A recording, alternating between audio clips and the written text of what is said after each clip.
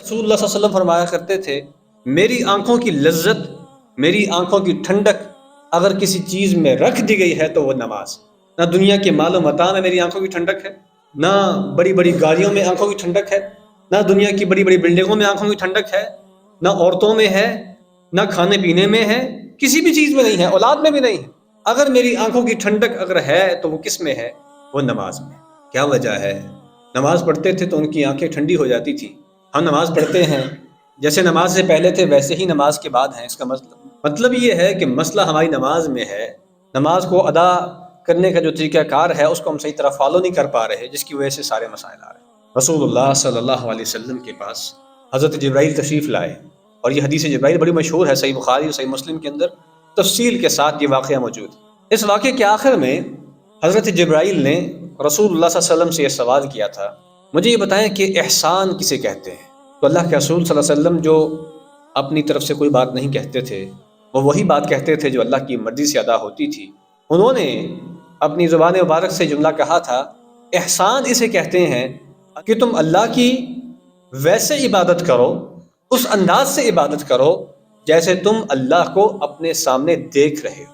اللہ کو اپنے سامنے دیکھ رہے ہو، اللہ تمہارے سامنے ہے اور تم اس کو اپنے سامنے محسوس کر رہے ہو، دیکھ رہے ہو۔ اس طرح جب تم اللہ کو عبادت کرو گے تو تم احسان کے درجے کو پہنچ جاؤ گے۔ اور یہ عبادت خالی نماز کی عبادت نہیں، ہر عبادت، کوئی بھی عبادت آپ کر رہے ہیں، چاہے وہ روزہ ہے، چاہے وہ زکوٰۃ ہے، چاہے وہ حج ہے، چاہے وہ عمرہ ہے، چاہے وہ صدقہ ہے، چاہے وہ والدین کی خدمت ہے، کوئی بھی عبادت کا کام ہے جس کو آپ عبادت کہتے ہیں، جب آپ وہ کر رہے ہوں تو آپ کے ذہن میں یہ تصور ہونا چاہیے کہ میں اپنے رب کو دیکھ کے یہ کام کروں۔ پھر آپ کے دل میں جو مزہ آئے گا نا، پھر جو دل میں سکون پیدا ہوگا وہ ویسے کبھی بھی پیدا نہیں ہو سکتا۔ فرمایا کہ یہ احسان کا سب سے اعلیٰ درجہ ہے، اور اگر یہ درجہ تم پیدا نہیں کر سکتے فَإِن لَمْ تَكُنْ تَرَاهُ فَإِنَّهُ يَرَاكَ، تو کم از کم یہ تو احساس دل میں پیدا کر لو کہ تمہارا رب تمہیں دیکھ رہا ہے، تم جس کے سامنے کھڑے ہو وہ تمہیں دیکھ رہا ہے، تمہاری حرکتوں کو نوٹ کر رہا ہے، اور وہ علیم بذات الصدور ہے، وہ سینوں کے اندر پیدا ہونے والی باتوں کو بھی جان رہا ہے۔ جو تمہارے ذہن میں حالت نماز میں جو خیالات پیدا ہو رہے ہیں اللہ ان کو بھی جانتا ہے۔ سوچو تو صحیح کہ تم کر کیا رہے ہو نماز میں۔ تو حضور قلب جو ہے نماز کے لیے بہت ضروری ہے۔